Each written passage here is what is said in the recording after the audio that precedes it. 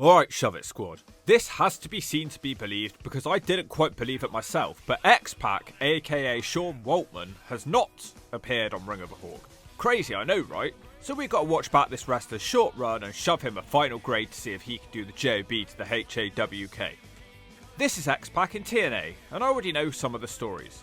So in line with all of my recent videos, you can expect tales of drunken mishaps and perhaps far worse. I want to know though, does X-PAC get the credit he deserves for what he achieved in wrestling?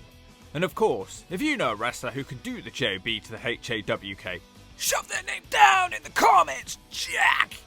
Alright, is TNA X-PAC? Was he on pills or crack? Yeah, X-PAC basically had 3 separate spells of TNA due to his mishaps back then and his reputation. We're going to be watching all of them. So we have to rewind the clocks back to TNA in 2002 and almost the start of the company. In fact, it's only episode 13. He has immediately teamed up with his best friend in the whole wide world, the one who looks like Elvis. Haven't you missed seeing these two together? People are screaming and roaring like God is in the room.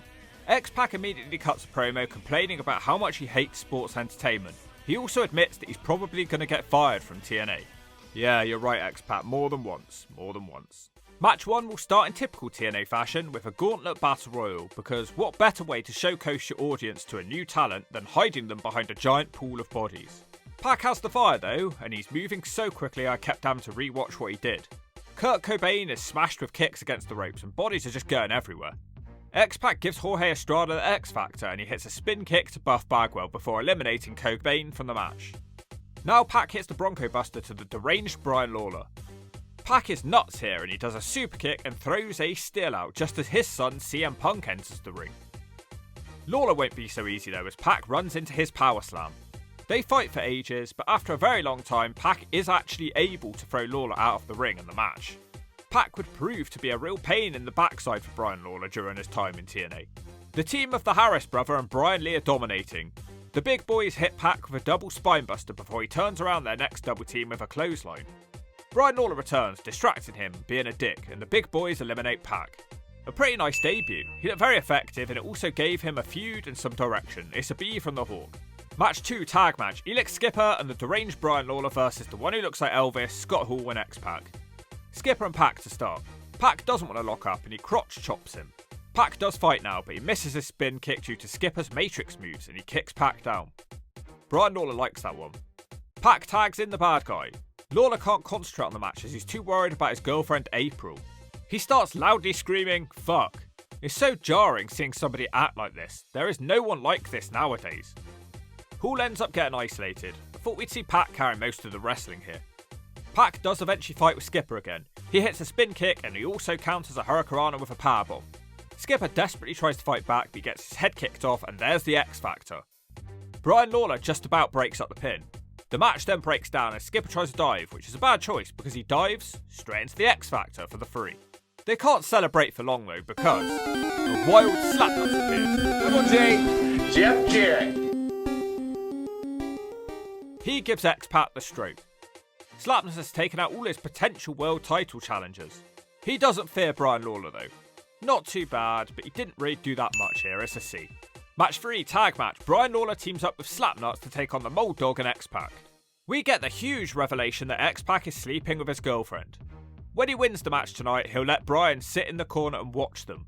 The fight starts on the outside. Pac and Slapnuts make it back to the ring first. Jarrett slides under his legs and hits a drop kick. The pace quickens now, allowing X-PAC to hit his own kick. Slappy blocks his next move and brings in Lawler. Pac hits him with a back suplex and then a nice flipping clothesline. The tag is made to the Moldy one. When Pac gets back in, he almost beats Slapnuts with a powerbomb, but Lawler is too near. Pac once again kicks Lawler down and now Pac will hit a Bronco Buster to Slapnuts. Somehow the X Factor ends up being botched on Brian Lawler. Elix Skipper interferes, but his attack only gets a 2 count. Jarrett traps him in a sleeper for ages now. Pac desperately tries to escape, but all he gets for his efforts is being dropped on the ropes. Nutsack first. Lawler and Jarrett try a double team now, and X-PAC smacks them away and tags out. The Road Dogg beats Lawler soon after with a pump handle slam. Not a whole lot to say about this one, another D. Match 4, 6-man tag, X-PAC, Mold Dogg and Kurt Hennig team up to take on Slapnuts, Lawler and The Truth. Despite the heels jumping them on the ramp, the good guys quickly clear the ring. They're still focusing on the stuff with Lawler and his girlfriend.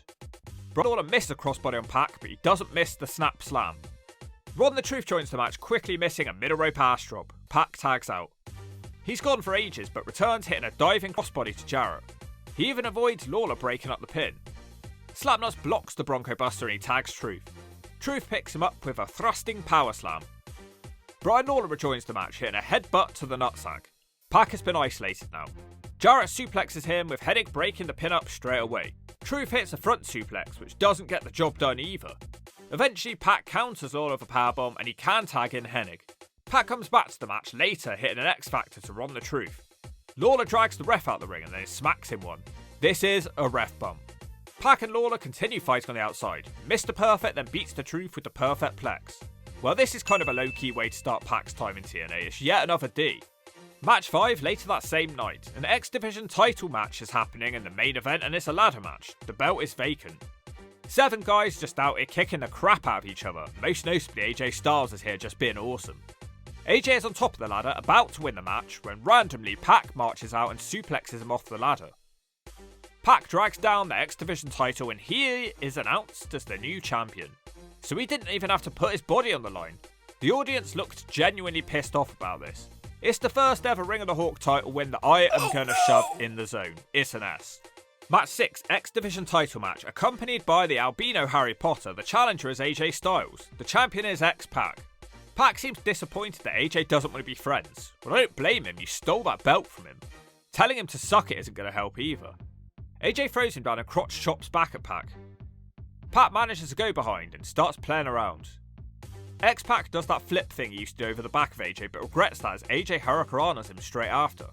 The albino Harry Potter saves AJ from the Bronco Buster. This gives him the advantage for a while when he gets cheered for dragging X-PAC into the ring pole, nutsack first. AJ sends Pac tumbling out the ring so Harry Potter Jr. can hit him with his wand. Also, I guess so AJ can hit a crazy flip dive out the ring, but it's not as important as the wand joke. Back in the ring and AJ Styles is hitting Famouses. AJ misses the spiral tap though. Pac is fired up, he hits a bunch of spin kicks. I love AJ Styles' sell on the third one. Pac comes off the top, but he's countered by AJ's dropkick for a 2. Pac counters back when AJ tries a wacky Bronco Buster attempt and sends him out of the ring where he hits a flip dive out of the ring. Back in the ring and Pac does a Northern Light suplex for a 2. It starts to turn into a brawl when AJ smacks the ref out by mistake.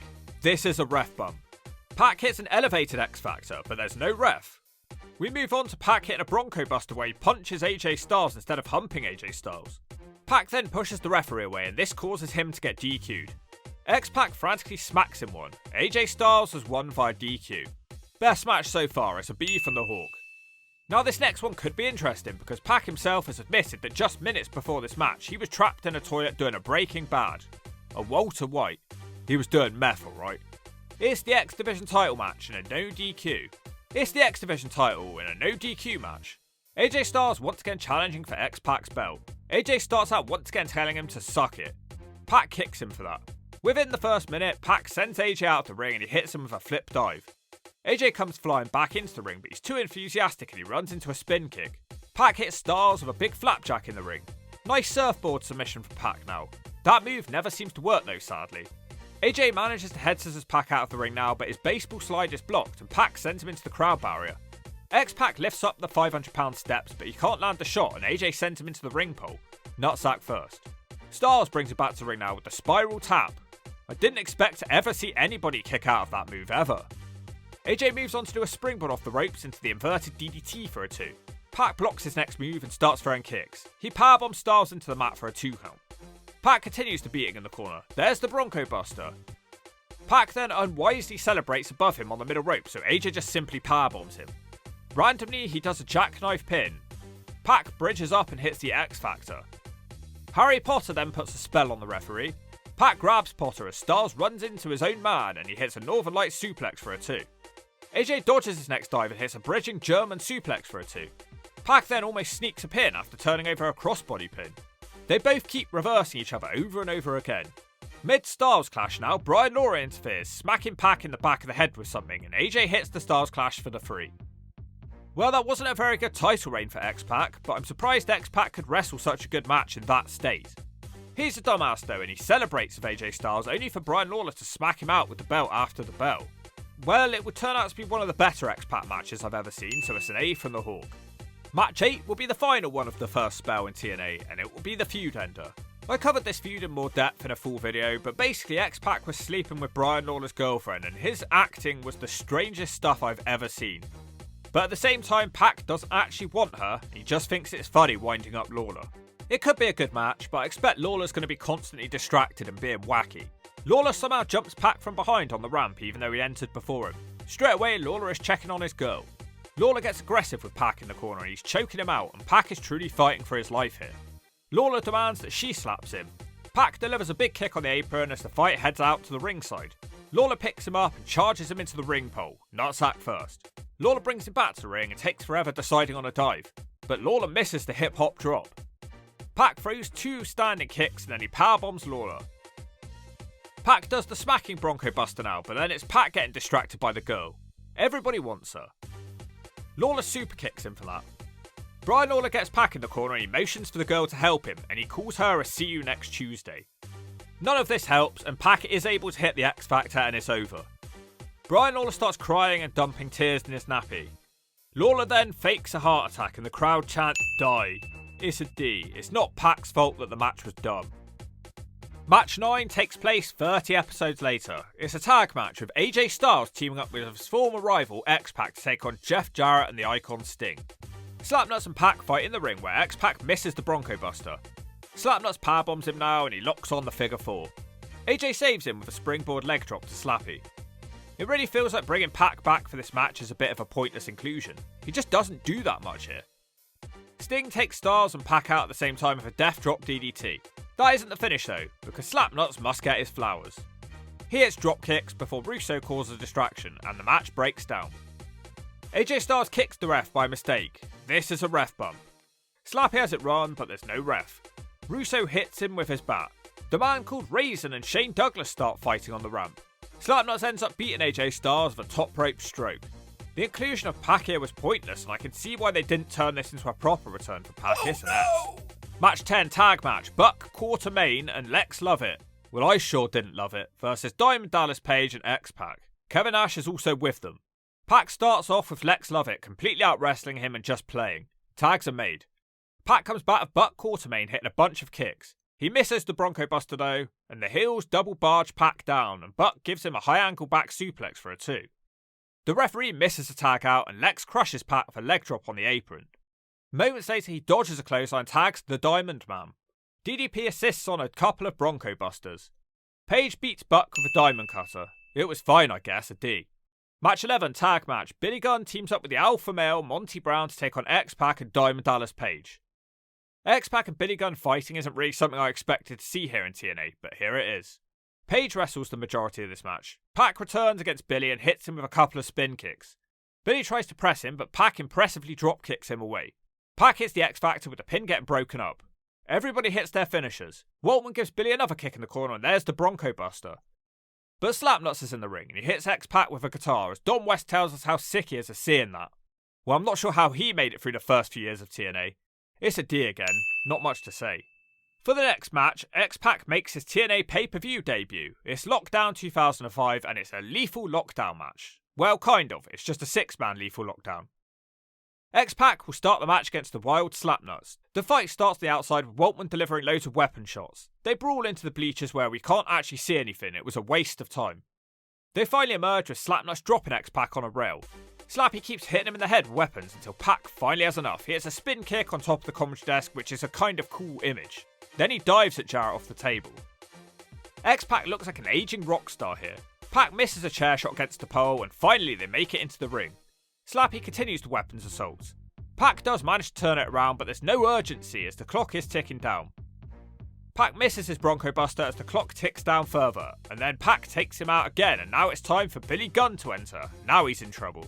Or maybe not, because Pac kicks him down a couple of times straight away.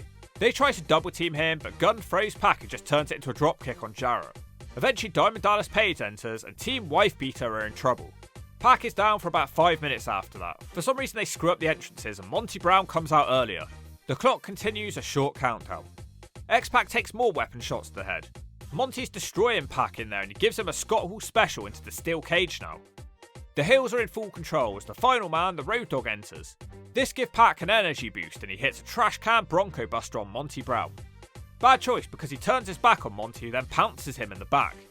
Somehow, Waltman wakes back up from that and he spin kicks Billy and wipes out his own partner, the Diamond Man, at the same time. Monty Brown is a true menace in this match. Monty and Pac try to do a move now, but it's botched and the crowd chant, "You fucked up." They repeat the same spot and this time X-PAC pins Monty Brown. So not exactly the cleanest finish then. I do feel like Pac was trying here, but I think he should have done a couple of dives, seeing as there was nobody else in this match who could really do that stuff. You kind of expect him to do it, don't you? But he didn't. Apart from that, he took quite the assault here and it wasn't boring, so it's a C from the Hawk. Match 13 at Hard Justice 2005. It's just X-PAC standing in for Jeff Hardy. He has no-showed. You know you're in trouble when X-PAC is the stand-in guy. It's a Clockwork Orange House of Fun match. Raven versus X-PAC. Pac gets a start of a trash can shot. He desperately tries to get us all hyped up for this match. The ring is filled with trash. There's also weapons here and a random piece of steel cage. X-PAC does a trash can drop toe hold. Raven blocks his follow-up, throwing his trash can into the face. Raven beats him up around the ringside and back in the ring he delivers trash can lid shots. Eventually Pac dodges and sends him into the corner trash. Pac still has to fight off an ankle lock though. This is Pac's comeback as he dodges a chair drop toe hold and throws it into Raven's face. Here comes some classic spin kicks now. Pac delivers the Bronco Buster and the X Factor too. He beats down on Raven on a table on the outside of the ring and now he flies off the top with a flip dive, sending Raven through the table. It's like Jeff Hardy was actually here. Somehow this doesn't help Pac and they come back to the ring with Raven instantly hitting the Raven effect for a 2 count. Now they head out the ring and up the ramp again where Raven throws X-PAC off the ramp and apparently on or through a table. Shame about the camera angle, but that's not Pac's fault. Fortunately it's just a 2 count. Raven ends up handcuffing Pac to the ring pole and hitting him with his stick. Raven starts cutting a promo in the middle of the match. He makes it feel like we're watching an I Quit match.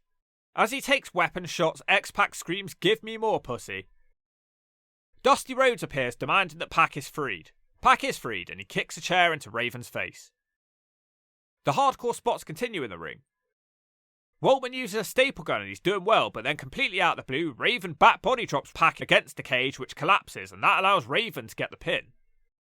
The crowd loved the finish. Well, I have to say, considering Pac was a stand-in guy here, he stood in very well and put his body on the line. They basically had the exact same match they would have had if Jeff Hardy was here. You could barely tell. It's an A from the Hawk. Match 14, tag match, Monty Brown and Slapnuts versus X-PAC and AJ Styles. Once again, X-PAC is struggling with the alpha male. Monty crushes him into the mat with a back suplex for a 2. Eventually X-PAC manages to drop kick him away. Slapnuts jumps him from behind and tries to stop him from getting the advantage, but Waltman quickly drops him with a spin kick and follows it with the Bronco Buster. Monty Brown is super effective against X-PAC and blocks the Bronco Buster on him. Slapnuts is in now, hitting a drop kick. He is feeling confident enough here to pull off the strut. The beating continues with Monty Brown hitting multiple backbreakers. I think AJ chose the wrong partner here. Slapnuts catches him with a sleeper hold now. Or maybe not, because Pac eventually just back suplexes him away and tags Styles. Waltman makes the bad choice to come back into this match quickly, and straight away Monty just about catches him with a sack of shit. It's still not over. They decide they want to hit Pac with the guitar. The referee slows down Slapnuts, and whilst that's happening, Pac turns it around on Monty. Jarrett doesn't check before flying the guitar straight into Monty's head. Kind of a funny ending and stupid too, but I kinda liked it. AJ Styles hits Monty Brown with a spiral tap for the 3. A fun main event. It's a B on this one. This isn't the run of matches I was expecting. Match 15, Slammiversary 2005. Alright, X-PAC is in with a shot at winning the TNA World title. It's a King of the Mountain match. The alpha male Monty Brown versus Monster Abyss versus X-PAC versus Raisin versus the champion AJ Styles. Waltman is called the wild card here and he stands stoically on the penalty box looking like he's going to jump. Perhaps a sign of what's to come. It is, and Waltman does a dive on Raven straight away, but nobody seemed to care. The super effective Monty Brown clotheslines Waltman down. Abyss takes out Monty for X-PAC and Pac kicks Abyss down. Monty breaks up the Bronco Buster and he bills him straight across the ring. He won't leave Pac alone and he powerbombs Pac into the mat, sending him into the penalty box. Whilst Pac recovers, AJ is locked in the box with him. They don't fight though, instead they seem to form some sort of friendship. Pac is then freed, but he struggles to bring trash cans into the ring. He looks to inflict some damage, but Abyss quickly swats him away. Later, when AJ Styles is released from the box, they do seem to be working together. Waltman even helps Styles up the ladder, and he gives him the belt. What a nice guy. Only to turn on him and hit the X-Factor off the ladder. X-PAC covers him and gets the free, and he is finally eligible to hang the world title. Raven now has evil intentions for X-PAC, and he staples him with his stapling machine. X-PAC returns the favour with one to the nutsack. Abyss can get it too. Waltman tries to win now, but AJ is back and Abyss shoves the ladder over, knocking them both over and out to the floor. Raven ends up winning this match. I thought Pac would take more risks in this one. I guess when AJ Styles is here you don't have to. It's a C from the Hawk. Match 16, Sean Waltman vs Sonjay Dutt. We start with Pac telling him to suck it. Pac trips him up and starts messing around and telling him to suck it some more. Dutt eventually manages to arm drag him down and gets a half-hearted applause. Dutt lands a head scissors now, which doesn't hurt Pac, who throws him out to the floor. Sonjay does a cool 619 type move on the apron to knock Pac down. Dutt slingshots back into the ring and also hits a standing moonsault for a 2. Pac stops his next charge with a kick, but the cocky pin doesn't get the job done. Waltman flapjacks him into the mat and leg drops him for a 2. He still misses the Bronco Buster though, and Dutt manages to knock him down with double knees. Now it's a lion salt from Dutt for a 2. He's doing well in there, but Pac just gets tired of all of this and slaps him in the slash zone and beats Sonjay Dutt with an X Factor. I dunno, a D, nothing remarkable. We have another tag match up next. No! Bobby Roode and A1, not him. And they face the team of X-PAC and AJ Styles. Pac starts with A1, he over-celebrates a takedown. This definitely wasn't a huge achievement. AJ takes over, trying to overshadow X-PAC's achievements. AJ reluctantly brings him back in. They aren't quite partners who don't get on, but they almost are. Pac makes an interesting roll and pin for a 2 now and tags back out. AJ is still overshadowing him, but I think that's kind of the story they're trying to tell here. AJ gets isolated and it just goes on and on because A1 is not very interesting. Finally X-PAC gets the tag and he hits martial arts kicks on Bobby Roode. Bobby just can't keep him still though, and he tries to throw Pac, who turns it around with a drop kick on A1. Roode does manage to hit a snap slam, but the pin is broken up. Roode then ducks a spin kick and it wipes out Styles instead. Bobby Roode capitalises with the Northern Lariat and it's over. They are now partners who don't get on. I enjoyed the finish. Is that a reflection on the match? I don't know. It's a D. These two must now go one-on-one at the No Surrender 2005 pay-per-view. Honestly, I wasn't expecting so much AJ Styles in this video, but that is not a complaint. More of a reflection of how Pac was actually viewed by his peers as a great worker able to keep up with AJ Styles. The man without a grin, Jerry Lynn, would also be the special referee for this one. The match starts with X-PAC using Lynn and Styles to flip out of a wrist lock, and he's very proud of that one. It's a frantic start with some real nice takedowns and pins. Styles flips out of a monkey flip and he hits scoop slams, which causes X-PAC to dump in his nap in fear and leave the ring. Nothing happens and he returns to the ring, slamming him to the mat. Big suplex from Styles now. They question whether if Waltman could keep up with AJ Styles, a man in his condition. Styles applies a deathlock. I like the aggression Waltman shows to escape. Waltman can't get going in this match as he runs into a dropkick and has to leave the ring again. AJ hits Pac with a big flip dive. Pac finally sends him into the ring pole on the outside nutsack first to turn the match. It's a nice turtle wheel backbreaker in the ring now for X-PAC. Styles manages to counter his Bronco Buster and almost wins with the clash, but X-PAC kicks him in the head and proceeds with the Bronco Buster. A spin kick causes AJ to fall out of the ring now. It's his turn. Pac climbs to the top and flies with a big flip dive, almost not getting the full rotation in time. Soon after, Pac's nutsack crashes into the ring pole too. AJ brings him back to ring with a springboard smack. He then hits the inverted DDT for a 2. Pac also comes close for a Northern Light suplex. Pac's next top rope dive is countered with a kick. Pac now fights for his life as he tries to fight off a Styles clash, but he can't quite manage it and somehow he still kicks out of the pin. AJ Styles misses the spiral tap and there's the X Factor, which is also just a 2. Pac randomly decides that he wants to Pillmanize Styles now. Jerry Lynn won't have that though. Lynn continues being a dick as he kicks Waltman's arms when he's trying to hold on from a pin, and that's how the match ends. Great match, terrible ending. It's another A from the Hawk. Match 19 is yet another pay-per-view for X-PAC. Sacrifice 2005 will see X-PAC face Jerry Lynn. The story is basically like X-PAC thinks he created the X Division and AJ Styles didn't like that, but Jerry Lynn also feels like he deserves equal credit as they both used to wrestle a similar style back in the Michigan days. They tell a story early on that Jerry Lynn is a better X Division wrestler than Pac. They decide to turn this into a friendly rivalry. X-PAC kicks him back with the commentary team discussing if it was botched. Looked fine to me. Now Lynn does a move, and I just love this sell from Waltman as he gets a head scissors into the turnbuckles. Many people make it look too soft. Lynn dives out of the ring into Pac, and Pac sends him into the ring pole and wastes time celebrating. Lynn is selling his shoulder now, and that kept him out for a year. This is his return match. They start having a chop off until Pac has enough of that and he sweeps Lynn out of a leg scissors pin. Shark Boy is shown watching as he was inspired by these two. X-PAC stops Lynn now with a Turtle Wheel shoulder breaker. He misses the Bronco Buster though, and now Jerry Lynn is back in it with a head scissors. They start battling on the outside now where Pac hits a flip dive out of the ring. Crazy move now as Jerry Lynn suplexes Pac from the apron to the floor to the outside. Crisp Saban can't believe it. Lynn brings him back to the ring with a flying dropkick and a powerbomb, but nothing is getting the job done for Lynn. Pac fights off a cradle power driver with a low blow and the X Factor. Jerry Lynn gets his foot on the rope. Pac actually has a tombstone pile driver in this match, which still isn't enough. He decides to take off his bandana to show that he really means business. For no reason whatsoever, he lifts up Lynn onto his shoulders, who promptly beats him with a victory roll pin. Another example of a really good match with a really bad ending. Just not quite as exciting as the AJ Styles match though, but I wasn't expecting the middle run of matches to be the best for X-PAC. He must have been really trying to get his life together around this time.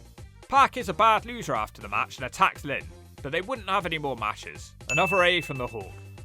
Match 20 is the Candido Memorial Cup, round 1. X-PAC is now teamed up with Alex Shelley. They take on Shark Boy and the Monster Abyss. X-PAC joins this one with Shark Boy. He drops him to the mat fin first.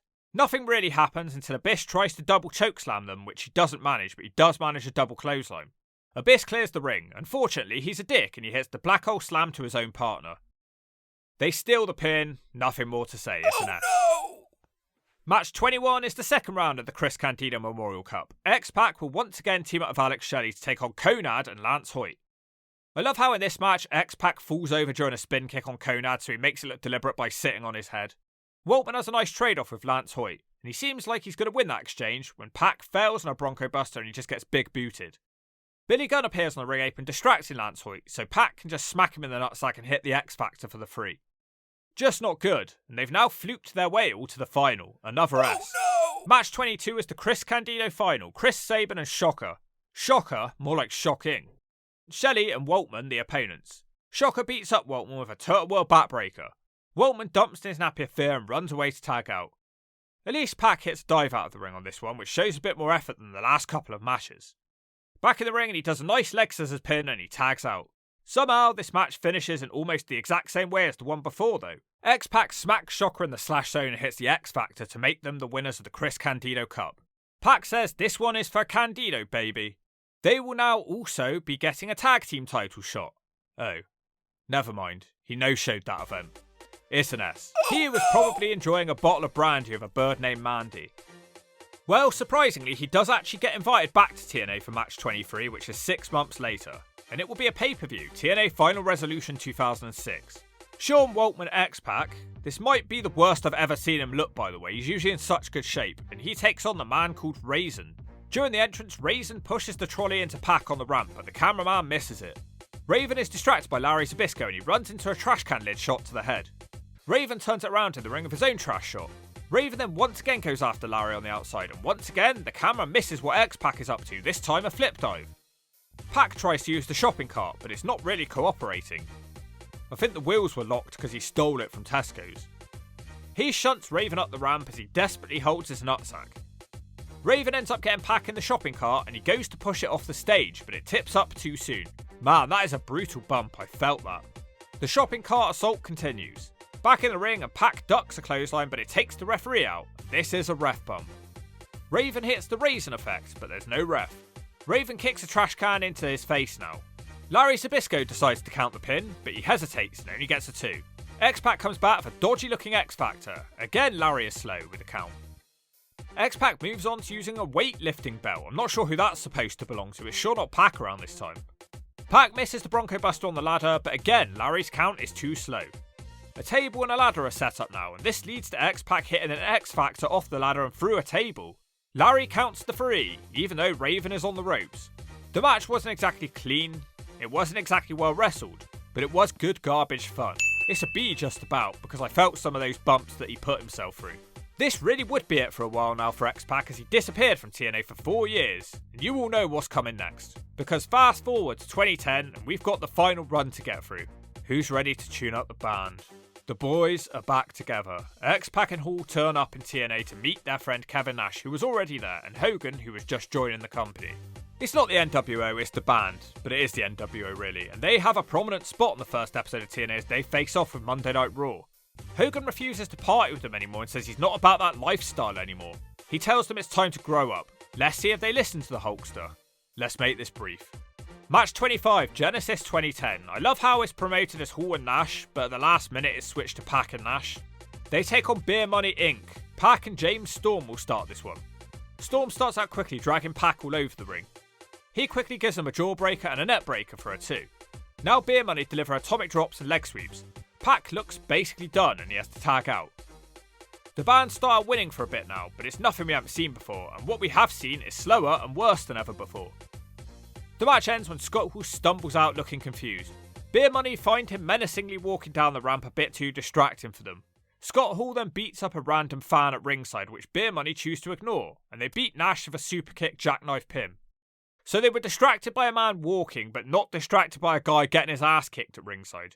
So many bad finishes in this video, isn't there? No! Match 26, Eric Young vs PAC. The match wasn't planned. PAC hits a spin kick in the corner, Eric comes back trying to get him out of the ring, but somehow gets stuck. Instead he hits a back body drop. Young is too distracted and that allows PAC to hit a kick. He can't hit the Bronco Buster though, and Eric Young gives him a power drive and beats X-PAC in 1 minute. What would be the point in watching him on pay-per-view if he loses to Eric Young in 1 minute? How is this good hype for the pay-per-view?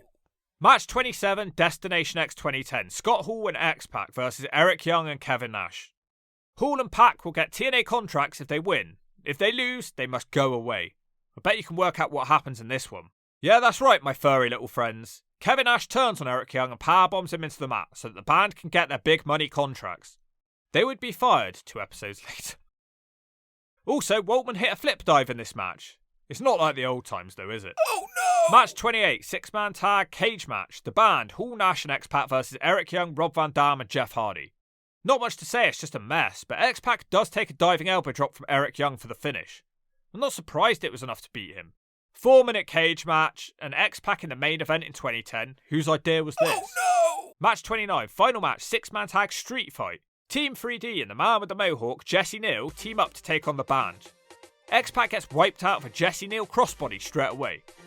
Neal hits him in the head with a trash can. It's just a bunch of mindless weapon shots. I wonder if X-PAC was thinking that this could be his final TNA match ever.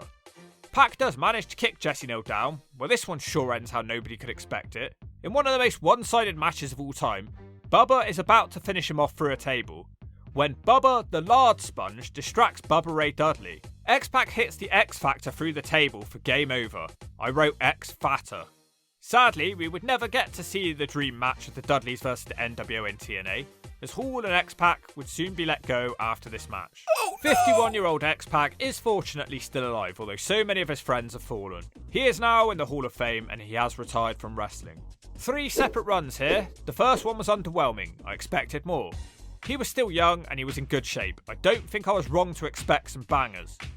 Then the second stint happened, which really impressed me, and there were some genuine bangers. And the third stint, the less said the better.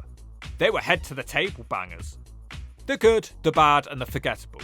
I always forget X-PAC is a former X Division champion.